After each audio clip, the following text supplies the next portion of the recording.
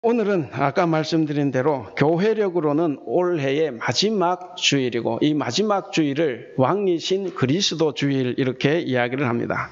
오늘 이 본문은 바로 지극히 큰 권세를 가지신 왕이 지극히 작은 사람과 동일시하는 그 마음을 우리가 한번 헤아려 볼 수 있는 좋은 본문입니다.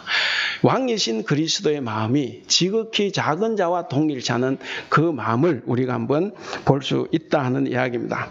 오늘 말씀을 통해서 우리는 왕이신 이 그리스도의 마음을 알고, 그리고 그 마음에 합한 삶을 살겠다고 결단하는 은혜로운 시간이 될 수 있기를 바랍니다. 여러분, 하나님 나라 들어가기가 쉽습니까? 어렵습니까? 제일 정답은 안 가봐서 모르겠어요. 가보면 내가 쉽게 살다고 하는지 어렵게 살다고 하는지 알겠는데, 아직 가보지 않아서 잘 모르지만, 그러나 예수님의 은혜로 믿기만 하면 가는 곳이지 않습니까? 우리의 공로로 가는 것이 아니라 예수님의 공로로. 그래서 참 쉽게 갈 수 있는 곳이다라고 생각을 합니다.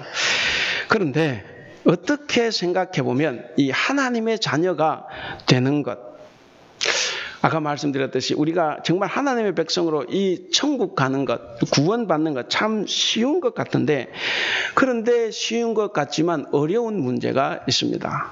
결코 이 구원받은 백성 천국에 가는 것이 그렇게 만만한 일은 아닙니다. 믿음 지키고 사는 것이 참 힘듭니다. 내가 믿는 것은 쉽지만, 그런데 믿음대로 살아가는 것이 어렵다는 말씀입니다. 정말 하나님의 자녀로 살아가는 것, 그 믿음으로 사는 것, 그 믿음을 지키며 사는 것, 이것이 우리에게 참 어려운 부분이다 하는 것을 우리가 한번 생각해 보면 좋겠습니다. 내 욕심을 십자가에 못 박고 주님의 말씀을 우리 삶 가운데 실천하면서 살아가는 것, 정말 내 삶 가운데 주님의 말씀을 실천해서 천국을 향해 걸어가는 것, 이것이 결코 쉽지 않습니다. 그런데 이게 믿음이라는 겁니다. 믿음이 뭐겠습니까? 신앙인답게 사는 것, 주님의 말씀에 순종하며 살아가는 것, 이것이 믿음입니다. 이것이 바로 참 믿음인 것입니다. 물론 우리가 주님을 알고 고백하고 주님과 교제하는 것도 좋은 믿음입니다. 그것도 부정할 수 없는 좋은 믿음이지만, 그러나 그것만 가지고 참 믿음이라고 하기에는 불충분한 것들이 너무 많다는 거죠. 그래서 오늘 이 비유에서 주는 첫 번째 교훈이 뭐냐면, 바로 주님이 원하시는 삶을 살아야만이 구원으로 인도하는 참 믿음이다 하는 겁니다. 하나님께서 원하시는 삶을 사는 것, 이것이 참 믿음이라고 하는 것을 오늘 이 비유가 가르쳐 줍니다. 여러분, 이 비유를 보면 이 왼쪽에 있는 사람들이나 오른쪽에 있는 사람들이 다 주님을 알아요. 다 주님을 알고 주님을 나의 구세주로 고백했고, 그리고 교제하고 있는 사람들입니다. 그런데 중요한 것은 천국에는 누가 갔습니까? 천국에 간 사람들은 행위가 있었던 사람들 뿐입니다. 그래서 이 비유는 사실 우리가 굉장히 잘 알아요. 아주 익숙한 비유입니다. 그렇죠. 그리고 여기 비유가 길지만 같은 말이 4번 반복돼 6가지 자선행위가 4번 계속 반복되기 때문에 실제로 내용이 좀 짧습니다. 어쨌든 참 익숙한 비유지만 그러나 놀라운 비유입니다. 그리고 한편으로 굉장히 두려운 비유입니다.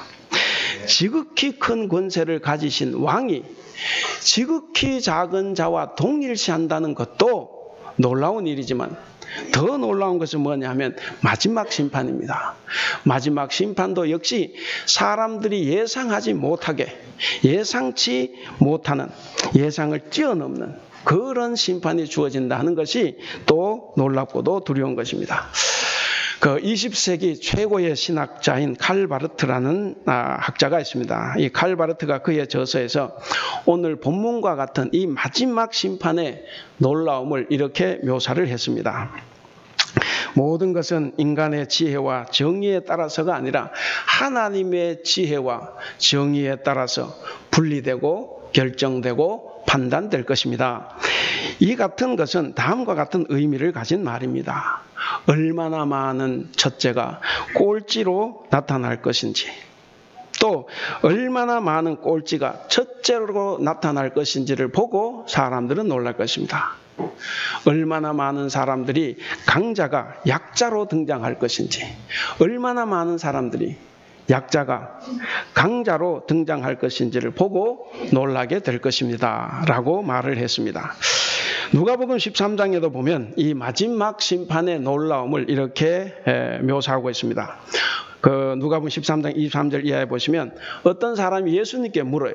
예수님께 뭘 묻냐면, 주님, 구원받을 사람이 왜 이렇게 적습니까? 이렇게 묻습니다. 그때 예수님께서 이렇게 대답하십니다. 집 주인이 일어나서 한 번 문을 닫아 걸면 후에는 너희가 문 밖에 서서 아무리 두드려도 열어주지 않을 것이다. 너희가 열어주소서 하면 그가 이렇게 대답을 한다. 나는 너희가 어디에서 온 것인지 도무지 알지 못하노라. 그때에 너희가 말하기를 우리는 주님 앞에서 먹고 마셨습니다. 주님은 길에서 우리를 가르쳐 주셨습니다. 라고 애원을 해도 그가 너희에게 말하기를 나는 너희가 어디에서 왔는지 도무지 알지 못하노라. 불의를 일삼는 자들아 나에게서 떠나가라. 여러분, 이 말씀이 무슨 뜻이겠습니까?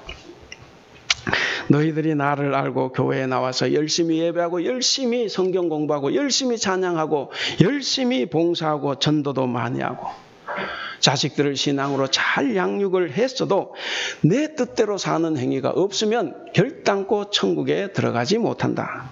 그래서 믿는 자는 많은데 천국에 들어가는 자가 적은 것이다. 여러분, 이 말씀을 들으면서 무슨 생각이 듭니까? 아니, 목사님, 예수님 믿으면 천국 가는 것이 기독교의 진리 중에 진리인데 무슨 그런 김밥 옆구리 터지는 소리 같은 말을 하십니까? 혹시 그렇습니까? 아닙니다. 그런 말씀을 하는 사람들은 믿음이 무엇인지 잘 모르기 때문에 그렇습니다. 여러분, 믿음은 어떤 사실을 인정하고 고백하는 것이 아닙니다. 그것도 중요한 믿음이긴 하지만 어떤 사실이 옳다고 인정하는 고백에서 그치는 것이 아니라 섬기고 순종하는 행위, 그것이 믿음입니다. 여러분, 예수님을 하나님의 아들 구주로 믿는 것은 마귀가 더 잘하겠습니까? 사람이 더 잘하겠습니까? 마귀가 훨씬 더 잘합니다. 마귀도 예수님을 하나님 아들 구주로 인정을 합니다. 그런데 뭐가 없습니까? 예수님 말씀에 순종하지 않고 예수님을 예수님을 순종하지 않는 거죠. 섬기지 않는다는 것입니다. 여러분, 그래서 믿음은 인정하는 고백이 아닙니다. 인정하는 것이 아니라 삶입니다. 믿음이라는 것은 고백하는 게 아니라 하나님을 섬기고 순종하는 행위, 그것이 믿음입니다. 그래서 우리가 이 비유에서 가장 먼저 알아야 할 것이 바로 믿음은 섬김이고 순종이고 행하는 삶이다 하는 것입니다. 오늘날 우리는 믿음에 대해서 많이 오해하고 있습니다. 그리고 칼빈을 우리가 참 많이 오해합니다. 믿음으로 구원 얻는다 이 말 때문에 종교개혁자들이 행위가 빠진 믿음을 이야기하는 것으로 우리 한국교회 성도들은 생각을 합니다. 왜 이렇게 됐냐면 미국의 이 근본주의 신학이 사실 우리 한국교회에 심어진 거예요. 그래서 행위가 빠진 믿음으로, 그것은 칼빈이 주장한 것이 아니라 칼빈이 죽고 100년 뒤에 칼빈주의자들이 그것을 주장한 겁니다. 칼빈은 뭐라고 말했냐면, 오늘 우리 교회 현실에 비춰보면 믿음은 행함과 함께 항상 함께 간다. 믿음은 항상 행함과 함께 간다는 거예요. 이것을 우리가 잘 기억해야 됩니다. 우리가 바라보는 천국, 우리가 가고 싶어하는 이 천국은 하나님의 뜻대로 살려는 이 치열한 노력 없이 자기 뜻, 자기 주장대로 살면서 갈 수 있는 곳이 절대로 아닙니다. 우리는 오직 십자가를 지고 주님의 말씀에 순종해서 따를 때 가는 곳이 바로 천국입니다. 그래서 저와 여러분들의 믿음이 주님이 원하시는 삶을 사는 행위로 나타날 수 있기를 바랍니다. 이 비유의 두 번째 교훈은 이런 겁니다. 신앙의 행위가 종교적인 것에서 벗어나서 세상에서의 삶, 즉 평소의 생활로 확대되기를 원하는 것입니다. 이 비유를 여러분 보시면 교회에 얼마나 다녔느냐, 교회에서 무슨 봉사를 얼마나 많이 했느냐, 그것 이야기하지 않습니다. 오늘 본문도 그렇지만 성경에서 많은 말씀들이 오히려 평소에 너희들이 어떻게 살았느냐 하는 것을 따집니다. 그래서 사랑하는 우리 성도 여러분, 우리가 말하는 신앙이 하나님을 잘 섬기고 순종하는 것이라고 할 때 그것이 예배에 꼭 참석해야 된다. 그리고 기도도 많이 하고 찬양도 많이 하고 교회를 열심히 해야 한다 하는 것만으로 되지 않는다는 겁니다. 이것도 대단히 중요합니다. 그러나 그것에 더해지는 것이 있습니다. 바로 이런 부분들이 우리 신앙에 참 중요한 요소이긴 하지만 그러나 하나님께서는 더 원하시는 것이 있다 하는 겁니다. 하나님께서 더 원하시는 것은 교회 밖에서 하는 평소의 삶에서 하나님의 말씀을 실천하며 살아라 하는 것입니다. 그러니까 우리의 삶 자체가 바로 자기중심적이 아닌 이웃을 돕는 이웃지향적인 삶을 살아가는 것, 이것이 바로 우리의 삶이 되어야 한다는 것입니다. 사실은 알고 보면 이것은 태초부터 있었습니다. 여러분 우리가 가인과 아벨 이야기를 잘 알지 않습니까? 가인과 아벨 이야기에서 보면 하나님은 가인의 제사는 받지 않으시고 아벨의 제사는 받았습니다. 제가 일부 예배 때 거꾸로 이야기했는데 가인은 곡식 제사고 아벨은 양 제사였죠. 그 말씀을 자세히 살펴보면 가인과 아벨의 제사는 내용물이 두 가지가 있습니다. 하나는 뭐겠습니까? 당연히 제물이에요. 하나는 뭐겠습니까? 사람입니다. 누구와 그 제물이에요. 그래서 하나님께서는 가인과 그 제물은 받지 않으셨고 아벨과 그 제물은 받았습니다. 그럼 제물만 가지고 하나님께서 받고 안 받고 결정하신 게 아니에요. 그래서 우리가 자꾸 이게 특히 이제 교회학교 교사들이 이제 어릴 때 자꾸 그런 걸 심어주는데 가인은 죽정이로 바쳤고 아벨은 토실토실한 첫 새끼로 바쳤고 이런 게 너무 아니에요. 둘 다 지극히 좋은 것으로 바쳤습니다. 제물에는 아무런 문제가 없습니다. 여러분 설마 그렇게 바쳤겠습니까? 근데 문제가 어디에 있다는 겁니까? 제물에 있는 것이 아니라 사람에게 있다 하는 겁니다. 하나님께서 우리의 예배를 받으실 때는 제물이나 예배 의식의 절차보다 더 중요하게 보시는 것이 바로 사람입니다. 사람을 먼저 봅니다. 그래서 가인과 그 제물, 아벨과 그 제물입니다.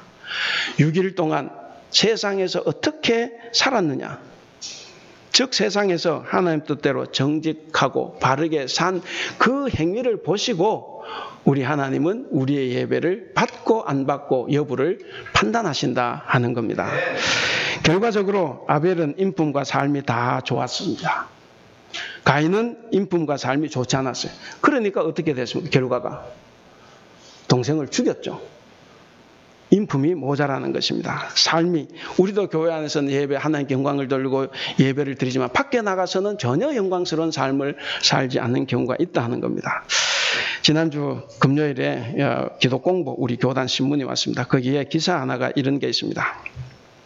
최근 우리나라 사회에 상식과 도를 넘은 이 갑질 때문에 한번 놀랐는데 그 갑질을 하는 사람들 중에 기독교인이 많다는 것에 또 두 번째 놀란다 하면서 교회에서는 신앙이 좋은데 밖에서는 이 갑질하는 기독교인들의 이 두 얼굴을 가진 모습이 같은 기독교인들에게도 그렇지만 비기독교인들에게 교회에 대한 혐오감 그리고 이 교회에 대한 불신, 부정적인 인식을 갖게 한다라고 이야기를 하면서 기독교인들은 나눔과 섬김, 낮아짐과 겸손을 최고의 덕목으로 배우면서 예수님을 따르지만 아이러니하게도 실제 세상에서는 은행 불일치의 아이콘이 되어가고 있다. 이렇게 이야기를 합니다. 그러면서 기윤실이 발표한 2017년 한국교회의 사회 신뢰도 조사에 따르면은 비기독교인의 59.8%, 항목에 따라서는 64.2%가 기독교인을 신뢰하지 않는다. 이렇게 나왔습니다. 그런데 신뢰하지 않는 첫 번째 이유가 뭐냐면 정직하지 못함 이렇게 나왔습니다. 또 다른 조사에서도 기독교인을 신뢰하지 않는 비기독교인들의 이유 첫 번째가 목회자들에게 있어서는 언행 일치 부족.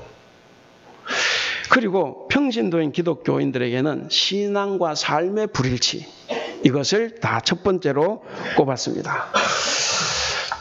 좋고 나쁘고를 떠나서 우리 교단의 명성교회가 세습을 이루었습니다. 세습이 좋고 나쁘고를 떠나서 1년 전에는 분명히 세습 안 한다 그랬어요.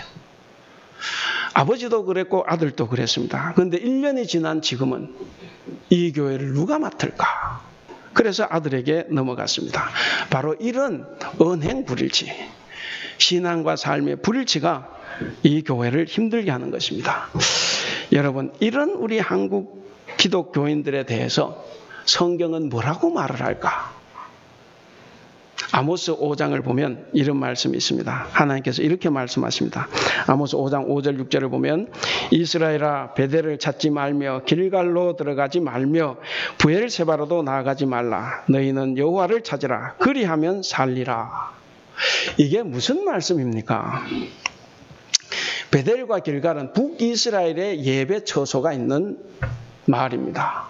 그리고 브엘세바는 남유다에 있는 예배 처소입니다. 그러니까 이스라엘 사람들이 베델, 길갈, 브엘세바로 간 것이 우상을 찾아간 것이 아니에요. 하나님을 예배하기 위해서 하나님을 찾아간 것입니다. 하나님을 예배하려고 그들이 베델로도 갔고 길갈로도 갔습니다. 그런데 더 놀라운 것은 그것조차도 모자라서 다른 나라의 남쪽 유다인 브엘세바에도 갔습니다. 여러분, 이게 브엘세바는 어디냐면 유다 제일 남쪽입니다. 제일 끝에 있어요. 그러니까 이 사람들의 유별난 예배에 대한 열심. 그런데 하나님은 말씀하십니다. 얘들아, 내게로 오라. 나를 찾으라. 교회에 나오는 게 하나님을 찾는 게 아니라는 것입니다. 평소의 삶에서 하나님의 말씀을 실천하는 것이 하나님을 찾는 것이라는 뜻입니다. 교회에 나오지 말라는 말씀 아닙니다. 우리는 교회에 나와서 하나님의 말씀을 들어야 됩니다. 그래야 우리가 실천할 것이 있고 우리의 죄를 회개할 것이 있습니다. 나와야 우리가 하나님께 감사하는 것도 알 수가 있습니다. 그래서 우리는 예배의 장소에 나와서 하나님을 예배하고 우리가 하나님 찾아야 됩니다. 더 중요한 것은 예배의 은혜를 받았으면 또 배웠으면 예배했으면 세상 밖으로 가서 이 말씀을 실천하며 살아가는 것, 그것이 올바르게 하나님을 찾는 것이다 하는 말씀입니다. 우리가 교회를 열심히 하는데 하나님께서는 이렇게 말씀하십니다. 얘들아, 내 일을 해라. 내가 찬양대원으로, 교사로, 구역장으로, 권찰로, 혹은 목사로, 장로로, 권사로, 안수집사로 죽도록 충성하는데 하나님은 내게 말씀하십니다. 너는, 네 믿음은 왜 행위가 없는 믿음이냐? 이게 도대체 무슨 말씀입니까? 많은 그리스도인들이 교회에서 충성합니다. 교회에서 충성하는데 자칫 잘못하면 교회에서만 죽도록 충성하고 세상에 나가서는 자기 멋대로, 자기 주장대로 갑질하며 살아갈 수도 있다는 겁니다. 중요한 것이 뭡니까? 교회에서 충성하듯이 직장에서도 충성해야 됩니다. 그리고 세상에서 정직하고 바르게 공의롭게 살아가야 됩니다. 하나님은 교회에도 계시지만 세상에도 계시는, 우리가 잘 알듯이 무소부재하신 하나님이십니다. 여러분, 하나님은 교회의 삶과 세상의 삶을 구분하지 않았습니다. 그래서 6일 동안 세상에 나 열심히 살라는 것, 그 사람이 7일째 안식하러 오는 것입니다. 바로 하나님께는 교회가 세상이고 세상이 교회입니다. 그래서 하나님은 종교 생활만을 신앙생활로 여기지 않으시고 세상에서 하나님의 뜻대로 사는 삶을 신앙행위, 참 신앙행위로 여기신다 하는 것입니다. 그 마태복음 7장 15절 이하를 보면 거기도 최후심판 때의 이야기가 나옵니다. 최후심판 때 많은 사람들이 주님께 쫓겨났습니다. 쫓겨나서 말을 하죠. 주님, 왜 이러십니까? 내가 주님의 이름으로 선지자 노릇을 했습니다. 내가 주님의 이름으로 기적을 행했고 많은 병자들을 고쳤습니다. 그런데 주님이 말씀하십니다. 난 너를 몰라. 네가 교회 안에서는 그랬는지 모르지만 평소의 삶은 그렇지 않았다. 네가 교회에서는 큰 일을 했다 해도 평소에는 사랑을 베풀지 않았잖냐. 그래서 나는 너를 모른다. 내 앞에서 얼씬거리지 말고 지옥에나 가라. 여러분, 이 무서운 말씀입니다. 이게 무슨 말씀입니까? 이게 이런 말이기도 하죠. 네가 내게는 잘했는지 모르지만 네 이웃의 아픔은 외면했고 네 옆에 있는 성도에게는 상처를 주었잖냐.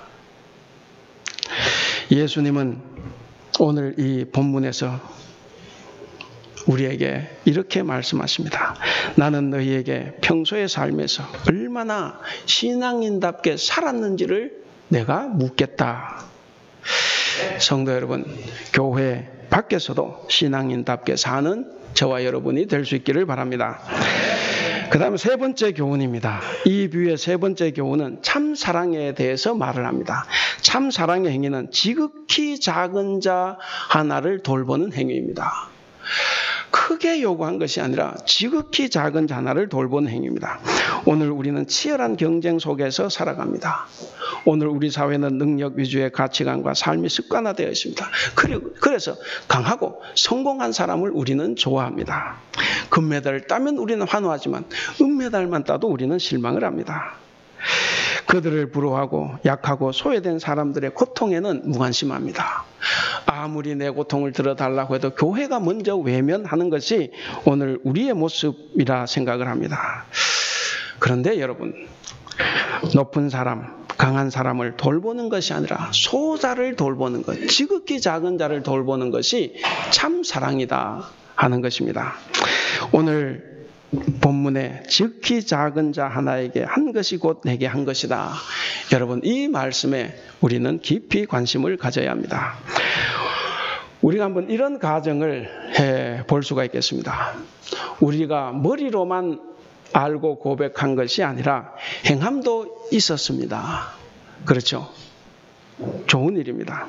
우리가 교회 안에서만 봉사한 것이 아니라 나는 평소에도 이웃을 위해 봉사했습니다.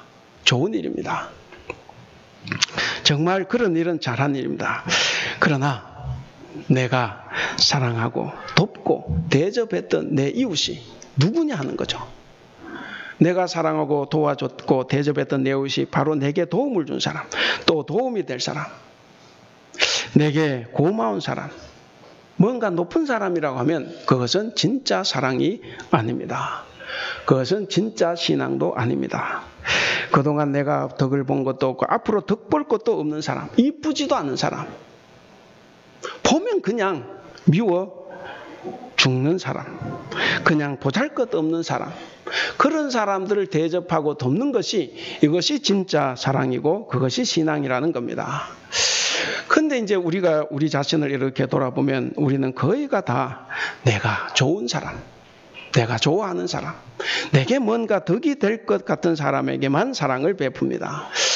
여러분, 정치인은 누구를 좋아합니까?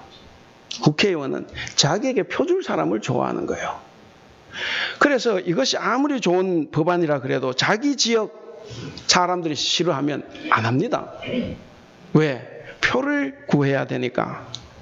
신앙생활을 하다 보면 성도들이 자기에게 덕이 될 사람들에게만 사랑을 베풀고 소자에게는 잘 베풀지 않습니다. 우리는 신앙인입니까? 정치인입니까? 우리는 정치인이 아니라는 거죠. 우리는 정치인이 아니라 신앙인입니다. 그렇기 때문에 우리는 보잘것없고 형편없는 지극히 작은 사람 하나에게 우리는 관심을 보이고 사랑을 쏟고 선을 행해야 합니다. 그 지극히 작은 자가 바로 저와 여러분을 천국으로 보내줄 것입니다. 이런 이야기가 있습니다. 어느 청년이 들길을 가다가 요술 램프를 하나 발견했습니다. 너무 좋아서 이렇게 막 쓰다듬 닦고 있는데 갑자기 요정이 나타났습니다. 요정이 나타나서 하는 말이, 내가 한 가지 소원을 드렸다. 한 가지만 말을 해라 그랬습니다.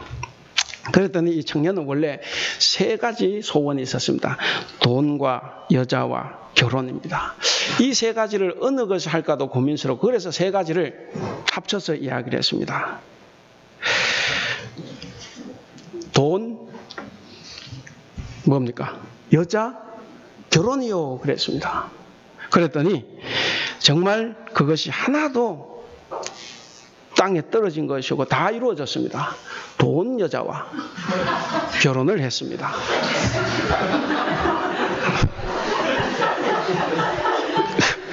뭐 아직도 안 웃는 사람도 있네. 이 청년 행복했을까? 소원 성취했는데 우리 성도들도 이 청년처럼 욕심을 이루기 위해서 복을 얻으려고 할 때가 많습니다. 그런데 이거는 아닌 거죠. 여러분, 오른편 사람을 한번 보시기 바랍니다. 성경에 있는 오른편 사람을 보라는 이야기입니다. 성경에 있는 오른편 사람들을 한번 보면 어떻습니까? 누구도 지극히 작은 자 하나가 주님인 줄 모르고 있었습니다. 왼편에 있는 사람들도 한번 보십시오. 그들도 주님인 줄 알고도 대접 안 한 사람 아무도 없어요. 주님인 줄 알았으면 다 했을 겁니다. 그렇죠? 중요한 것이 있습니다. 주님은 아무도 주님이라고 생각하지 않은 그 모습으로, 전혀 예상치 않은 모습으로 우리에게 오신다 하는 사실입니다. 그러니까 이런 거죠. 보통 우리 생각에 이분을 영접하면 정말 주님을 영접하겠거니 하고 대접하는 것은 백발백중 주님이 아니라는 겁니다. 목사님을 대접하면 주님을 영접하는 것 맞습니까? 아니에요. 그냥 여러분 성도로서 목사에게 대접하는 것이 저는 주님이 아니에요. 주님과 같은 대접도 아닙니다. 누구에게 해야 됩니까? 더구나 우리가 하는 이 선행이 아무도 거들떠보지 않는 소자들 내팽겨쳐 두고 주님처럼 보이는 사람들을 대접해서 복 받으려고 하는 그 대접은 반드시 주님이 아닐 겁니다. 그런 모습으로 오지 않는다는 사실이죠. 물론 우리가 가장 소홀히 생각하고 존중해 주지 않는 사람이 꼭 거지나 병자나 뭐 그런 사람만이 아닐 것입니다. 혹시 여기 남편 여러분들 계시는데 남편 여러분 아내를 냉대한 적이 있습니까? 아무도 안 한 것 같은데. 당신도 제발 좀 몸 관리 좀 잘하고 자식들 좀 잘 키워라. 집에서 뭐 하고 있냐? 혹시 그렇게 구박하는데 정작 예수님은 절대로 팔등신 미인으로 오지 않는다는 사실입니다. 예수님은 팔등신 미인으로 오시는 게 아니라 남편과 자식 뒷바라지 하느라 피곤하고 지쳐서 식탁에 쭈그리고 앉아 졸고 있는 그 모습으로 오신다는 사실입니다. 여러분, 아내들도 그렇죠. 여러분들은 어떻습니까? 여러분들은 송중기를 칭찬하며 남편에게 바가지를 긁을 때, 그런데 예수님은 그렇게 다정다감하고 잘 나가는 송중기가 아니라 승진도 안 되고 사업도 실패하고 잘 안 돼서 바깥들의 녹초가 돼서 집에 그저 들어와 피곤하게 앉아있는 그 남편의 모습으로 오신다 하는 사실입니다. 주님을 영접하는 것은 내가 가장 소홀히 하는 그 소자의 모습으로 오신다는 사실을 우리는 꼭 기억을 해야 됩니다. 그래서 지극히 작은 자 하나를 영접하는 저와 여러분이 될 수 있기를 바랍니다. 이제 오늘 마지막 교훈입니다. 마지막으로 아주 중요한 것이 하나 더 남아있는데, 진정한 신앙인은 아무리 선을 행해도 절대로 그 선행을 의지하지도 않고 자랑하지도 않고 기억하지도 않는다 하는 사실입니다. 여러분, 예수님께서 오른편에 있는 자들에게 너희는 선을 행했기 때문에 영생이다 이렇게 이야기했습니다. 그럴 때 이 오른편에 있는 자들이 예수님께 뭐라 했습니까? 자기의 선행에 대해서 입도 뻥끗하지 않았습니다. 오히려 내가 언제 그런 일을 했습니까? 이렇게 되묻는 거죠. 내가 언제 잘한 일이 있습니까? 하고 묻는 겁니다. 우리가 선행을 아무리 많이 해도 그것이 우리를 구원하거나 그 선행이 우리의 죄를 사해 주는 것도 아닙니다. 중요한 것은 주님 앞에서 우리에게는 그냥 십자가 외에는 아무것도 없습니다. 단지 그 은혜에 감사하고 감격하고 주님을 그저 바라보고 믿고 섬기다 보니까 주님의 말씀에 하나 둘 순종하게 되고, 그러다가 보니까 남들보다 조금 더 착하고 선하게 살 수 있게 된 겁니다. 그러나 자기가 남들보다 더 선하고 착하게 살았다고 생각도 하지 않습니다. 자기 행위는 다 잊어버립니다. 그저 부족한 종이 뭐 한 게 있습니까? 라고 그저 고개 숙이고 있을 뿐입니다. 이 구역을 편성하다가 보면 어떤 구역에는 아기들이 많이 있는 구역이 있고 또 노인들이 많이 가는 구역이 있습니다. 아기들이 많은 구역에 보면 구역장들이 아기를 봐줄 때도 있고 기저귀를 갈아줄 때도 있습니다. 이거 선행입니까? 아닙니까? 대답 잘해야 됩니다. 이것은 선행입니다. 이것은 봉사이고 선행이라 할 수 있습니다. 그런데 자기 아기 기저귀를 10년 갈았다고 해서 그게 선행이겠습니까? 그건 아니죠. 왜 그렇습니까? 당연히 해야 되는 것이기 때문에. 그래서 남이 갈아주는 것은 선행이다. 구역장, 권찰이 갈아주는 건 분명히 그건 선행이지만 그러나 자기는 아닙니다. 우리가 선행이라고 생각하는 것은 바로 내 일이 아닌 거죠. 주님을 믿고 살다 보니 남을 도우는 일이 참 많이 있는데 그러나 참 신앙인은 그것을 선행이라고 생각하지 않습니다. 왜 그렇습니까? 그것은 내가 해야 될 일이기 때문에. 만일 여러분이 누군가에게 해준 게 있다고 느낀다면 여러분들은 신앙도 없고 그 사람을 전혀 사랑하지 않는다는 증거입니다. 교회에서 봉사하고 나서 나는 이렇게 봉사했는데, 교회에서 열심히 기도하고 나서 나는 이렇게 기도했는데, 헌금 많이 하고 나서 난 이렇게 헌금 많이 했는데, 나는 우리 가족이 다 교회에 나오는데 하면 그 사람은 신앙과 사랑으로 봉사한 것이 아니라 자기를 드러내고 자기를 자랑하고 높은 자리를 얻기 위해서 계산적으로 행했다는 것일 가능성이 많이 있습니다. 여러분, 우리에게 참 신앙은 자기의 선행을 세지 않을 뿐만 아니라 셀 수도 없습니다. 왜냐하면 자기가 선을 행했다고 생각하지 않기 때문에 그렇습니다. 그래서 이런 사람들은 동시에 남들 보고도 너는 왜 하니 안 하니 어쩌니 저쩌니 하는 판단을 하지 않습니다. 저 사람은 이것도 안 하고 저것도 안 했는데 무슨 직분자의 자격이 있냐라고 판단도 하지 않습니다. 왜 그렇습니까? 자기도 한 게 없는데 나도 한 것이 없다고 생각하기 때문에 남에게 무슨 말을 하겠느냐 하는 겁니다. 사랑하는 우리 성도 여러분, 참 신앙이 뭐겠습니까? 참 신앙은 어떤 것입니까? 주님이 구주인 것을 인정하는 것. 중요하지만 그러나 그것이 다가 아닙니다. 주님을 섬기고 순종하고 그것으로 주님께 헌신하는 것. 그것이 더 중요합니다. 그럼 주님께 헌신하는 것은 뭡니까? 물론 교회 와서 예배하고 봉사하는 건 매우 중요한 헌신입니다. 우리는 반드시 이 일을 해야 됩니다. 그러나 그 이상으로 중요한 것이 뭡니까? 세상에 나가서 평소의 삶에서 사랑을 베풀며 살아가는 것입니다. 이 진정한 사랑은 친한 사람, 나에게 도움이 되는 사람, 내가 존경하는 사람, 이쁜 사람만 대접하는 것이 아니라 보잘것없는 사람, 가난한 사람, 나와 관계없지만 어려운 사람을 대접하는 것, 이것이 진정한 사랑입니다. 그게 바로 참 사랑이고 그게 바로 주님께 하는 올바른 헌신입니다. 이제 말씀을 맺겠습니다.